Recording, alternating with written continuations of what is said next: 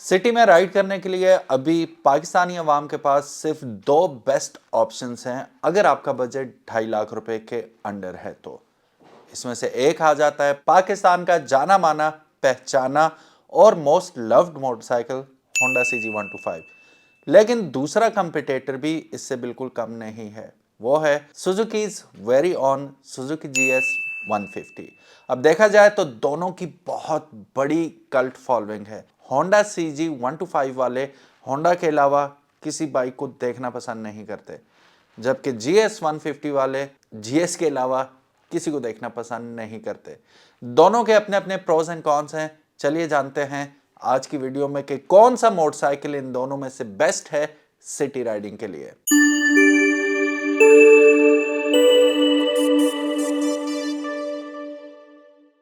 बिस्मिल्लाहिर्रहमानिर्रहीम, अस्सलाम वालेकुम। मेरा नाम है ख्वाजा मोहम्मद उमर और आप देख रहे हैं bike mate PK. Welcome back to yet another video. Thank you so very much for clicking on this video. और कितना ही अच्छा हो अगर आप क्लिक कर दें सब्सक्राइब बटन पे अगर अभी तक आपने चैनल को सब्सक्राइब नहीं किया, ताकि इसी किस्म की इंटरेस्टिंग वीडियोस आपको फ्यूचर में भी देखने को मिलती रहें। सो गाइस, जैसा कि मैंने ऑलरेडी आपको इंट्रो में बताया कि पाकिस्तानी अवाम के पास इस वक्त दो बेस्ट ऑप्शन हैं सिटी राइड्स के लिए। एक है होंडा CG125 और एक है सुजुकी GS150। तो आज की वीडियो में हम ये जानेंगे कि 2.5 लाख रुपए के बजट के अंदर कौन सा बाइक आपके लिए बेस्ट होने वाला है। अब इसमें मैं किसी की साइड नहीं ले रहा, ना मैं 125 की साइड लूंगा, ना मैं GS150 की। हालांकि मैं खुद GS150 पिछले 8 साल से चला रहा हूं, लेकिन ये बिल्कुल अनबायस्ड किस्म का रिव्यू होने वाला है। चेकआउट एंड तक जरूर कीजिएगा और फिर आपने मुझे एंड में अपनी राय से भी जरूर आगाह करना है कि what about you, what do you think about this analysis. अब देखा जाए तो 2.5 लाख के बजट के अंदर आपको brand new Honda CG125 classic मिल जाएगा और GS150 स्पेशल एडिशन मिल जाएगा। अब स्पेशल एडिशन में वो फायदे मिलेंगे आपको जो GS सिंपल में नहीं मिलते, ना ही आपको होंडा CG125 क्लासिक में मिलते हैं। वो क्या है? वो हैं disc brakes and alloy rims. लेकिन जो आपको सुजुकी GS150 SE मिलेगा वो 2017 से 19 के दरमियान का मॉडल मिलेगा। ब्रांड न्यू तो डिसकंटिन्यू हो चुका है कुछ साल पहले ही। अब बात करते हैं राइडिंग एंड कंफर्ट की। अब इस बात में तो कोई शक नहीं है कि GS150 जो है इस कैटेगरी में क्लियर विनर है। सीजी और कंफर्ट ये दो मुतजाद अल्फाज हैं। ये ऐसा ही है जैसे आप आम को कीनू के साथ कंपेयर करें। यहां कोई मुकाबला नहीं है CG125 और GS150 का कंफर्ट के मामले में। उसकी वजह GS के इंजन के अंदर बैलेंस शाफ्ट का होना है और इसकी सस्पेंशन बहुत सॉफ्ट आपको मिल जाती है। कंफर्टेबल सीट है। ओवरऑल अगर देखा जाए तो riding comfort is good in GS। इसमें हल्की फुल्की वाइब्रेशन तो जरूर है, लेकिन अगर आप इसे CG125 के मुकाबले में देखें तो तकरीबन वाइब्रेशन ना होने के बराबर है।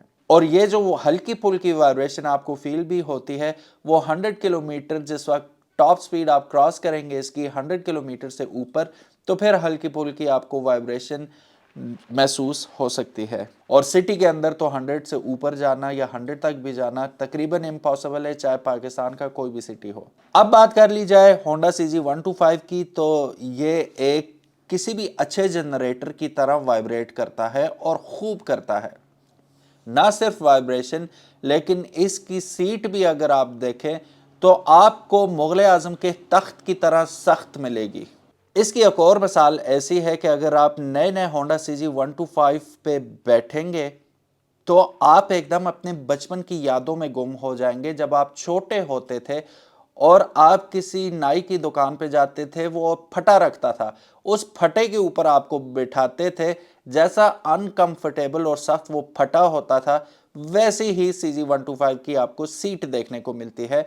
तो ये आपको आपकी बचपन की यादों में ले जाता है, नॉस्टैल्जिक फीलिंग आती है। सिटी के अंदर तो किसी हद तक ठीक है, लेकिन लॉन्ग राइड्स पे it is not enjoyable at all riding CG125। आधे घंटे की राइड के बाद आप बाइक को रोक लेंगे, चाय शाय के लिए बैठेंगे और उसके बाद बाइक को रुके हुए 5 मिनट गुजर चुके होंगे, लेकिन आपकी बॉडी फिर भी वाइब्रेट कर रही होगी 3-4 मिनट तक। It is that uncomfortable. लेकिन ये बात कभी भी CG125 वाला नहीं मानेगा कि ऐसा भी होता है कि जैसा मैंने बयान किया है, लेकिन ट्रस्ट मी, होता है।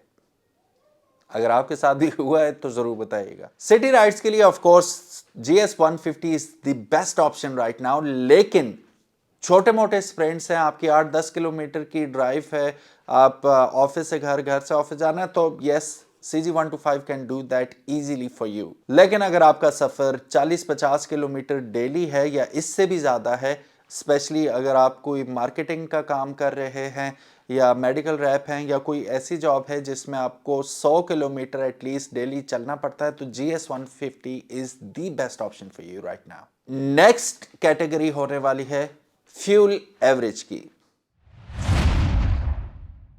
अब फ्यूल एवरेज ऐसी चीज है जो किसी भी गाड़ी या मोटरसाइकिल के खरीदने के फैसले पर बहुत ज्यादा असरअंदाज होती है।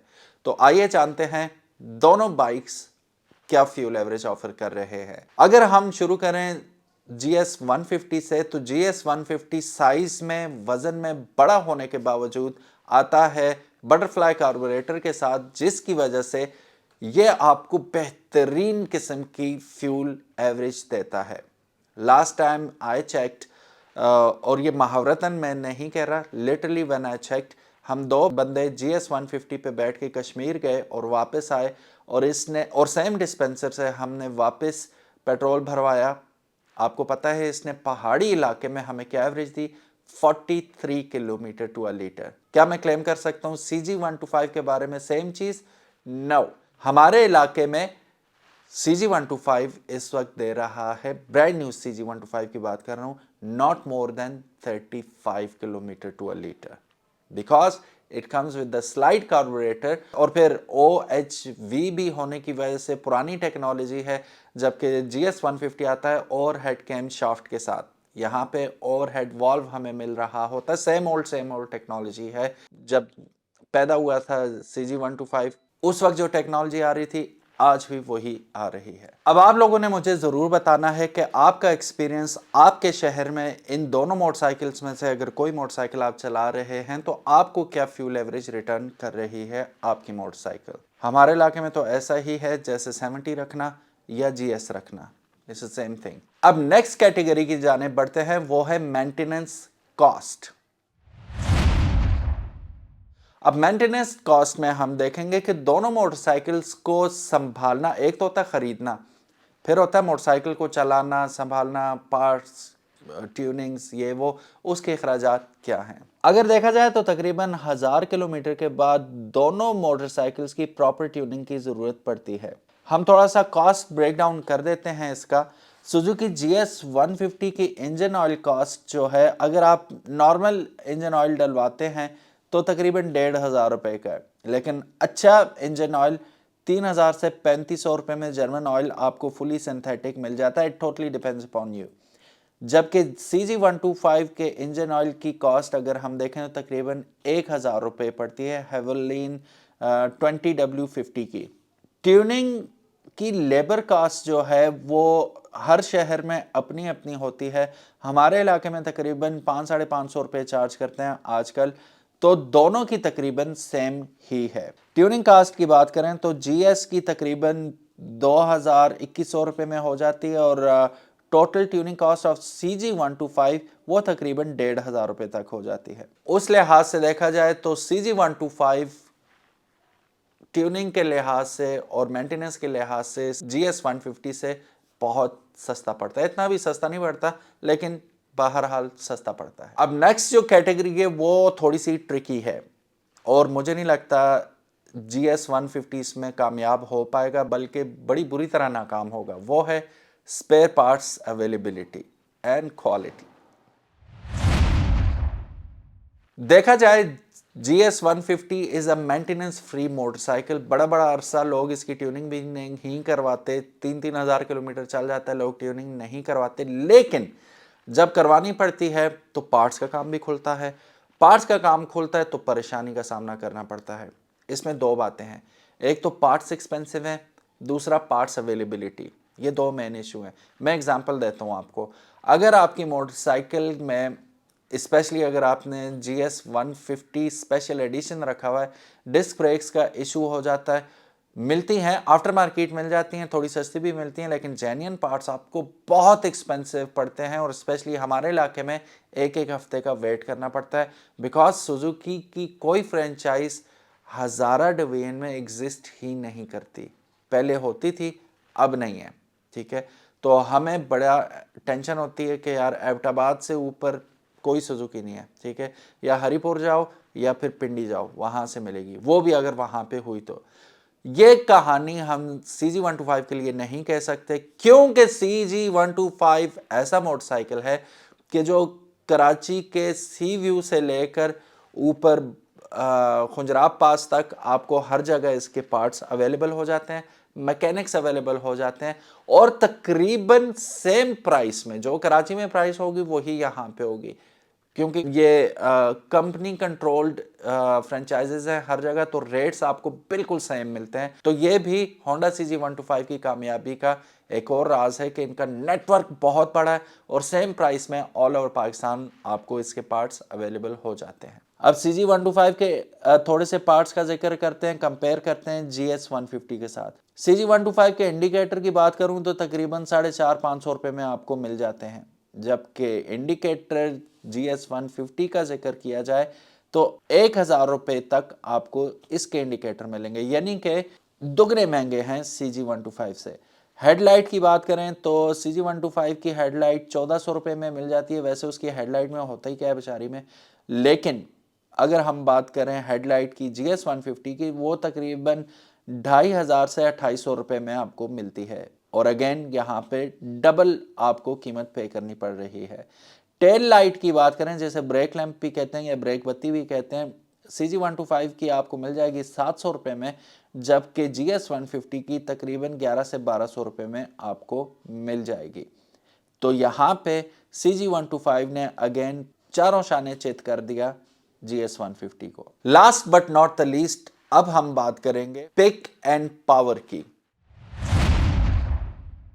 अब यहाँ पे नो डाउट आप सब लोगों को अच्छी तरह पता है कि अगर रेस की बात आए तो GS 150 जितना भी पावरफुल हो, जितना भी कंफर्टेबल हो, जितनी भी स्मूथ राइड हो उसकी और अच्छी सस्पेंशन हो, जो शार्ट बर्स्ट है उसमें CG125 को कभी नहीं पकड़ सकता। हाँ, अनटिल एंड अनलेस आपने अपने GS के साथ कुछ ट्विक्स किए हुए हैं, उसका फिल्टर चेंज किया हुआ है, उसके प्लग्स चेंज है, उसमें हाई परफॉर्मेंस केबल लगा रखी है प्लग्स के लिए, जिसे हम ट्विन कोर केबल कहते हैं, वो लगा रखी है आपने, तो फिर शायद आपका GS जीत जाए। अदरवाइज ये है कि स्टॉक हालत में CG125 को हराना, वो भी चौथे गियर तक, बहुत मुश्किल है।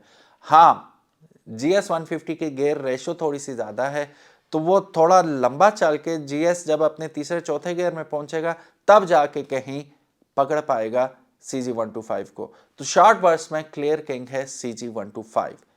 पावर की अगर बात करें, अब बात करते हैं स्ट्रेंथ की। पहाड़ी इलाके में चढ़ते वक्त दोनों बाइक्स कैसा बिहेव करते हैं। GS 150 यहाँ पे क्लियर विनर है। ऑफ कोर्स एक तो 150cc है, इस वजह से भी।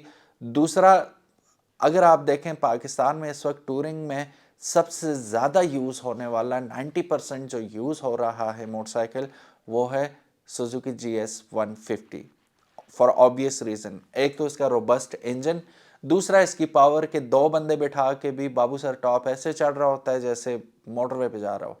और अगर आपने खुजराब पास भी जाना है तो इजीली विदाउट एनी हैसल ये आपको ले जाता है। हमने अपनी आंखों से खांसते हुए और सांस फूलते हुए देखा है CG125 को सिंगल बंदे पे भी, क्योंकि यूरो 2 टेक्नोलॉजी वाले जब से मोटरसाइकिल आने शुरू हुए CG125 में, हायर एल्टीट्यूड्स पे इन मोटरसाइकिल्स का सांस फूल जाता है और they get out performed by GS 150। ये सिंगल बंदे को बैठा के भी ऊपर सही तरह नहीं चढ़ सकते, हायर एल्टीट्यूड पे ऑक्सीजन की कमी होती है, इन लोगों का सांस फूल जाता है। तो ये बाइक्स वहाँ पे टोटल फ्लॉप साबित होते हैं कंपेयर टू GS 150। आप लोगों का क्या एक्सपीरियंस है? अगर आप इन इलाकों में लेके गए हो अपने बाइक्स को, तो आपके बाइक्स ने कैसा बिहेव किया है ज़रूर बताइएगा कमेंट सेक्शन में। हम ज़रूर चाहेंगे कि आप हमसे शेयर करें। चलिए जी, अब हम अपना वर्डिक्ट देते हैं कि मेरे ख्याल में कौन सा बेस्ट है। ऑफ कोर्स मैंने GS भी ज़ाहिर 8 साल से चला रहा हूँ, 6-7 साल से चला रहा हूँ और मुसलसल चला रहा हूँ। बीच में मैंने YBR भी रखा जो कि no doubt is a great motorcycle, लेकिन एक दफ़ा आप GS चला लें तो वापस 125 पे जाना बहुत मुश्किल होता है, वो YBR ही क्यों ना हो बेशक। हालांकि YBR सुपीरियर है CG 125 से, compare to fuel average, compare to riding experience and beauty as well. बहुत प्यारा मोटरसाइकिल है, लेकिन once you ride GS you never go back to 125cc। So मैं चला रहा हूँ, फिर किसी वजह से चला रहा हूँ, इसीलिए कि सिटी के अंदर भी बेहतरीन मोटरसाइकिल है, आपको कंफर्टेबल राइड देता है, कंफर्टेबल सीट है इसकी, और इकॉनमी, फ्यूल इकॉनमी बहुत ज़बरदस्त है और मेंटेनेंस फ्री मोटरसाइकिल है। सेम केस 125 के बारे में नहीं है। 125 के लिए आपका जो, अगर आप 10-15 किलोमीटर जैसे वीडियो के शुरू में कहा था इतना ट्रैवल आपका डेली, फिर इट इज़ गुड। अदरवाइज़ यह है कि राइड्स के लिए मेरे नज़दीक बेस्ट ऑप्शन GS 150 है, no comparison at all with Honda CG 125। आप लोगों का क्या कहना है? कॉल मी बायस और call me whatever, I accept it, लेकिन आप लोग भी अपनी राय से ज़रूर आगाह कीजिएगा कि आप कितने मुतमईन हैं या कितने सहमत हैं मेरी वर्डिक्ट से। Thank you so very much for watching this video. उम्मीद है आज की वीडियो आपको पसंद आई होगी। इसी किस्म की मज़ीद इंटरेस्टिंग वीडियोस देखने के लिए और for the love of Honda CG 125 channel को सब्सक्राइब करना मत भूलिएगा। अल्लाह हाफिज़, अस्सलाम वालेकुम।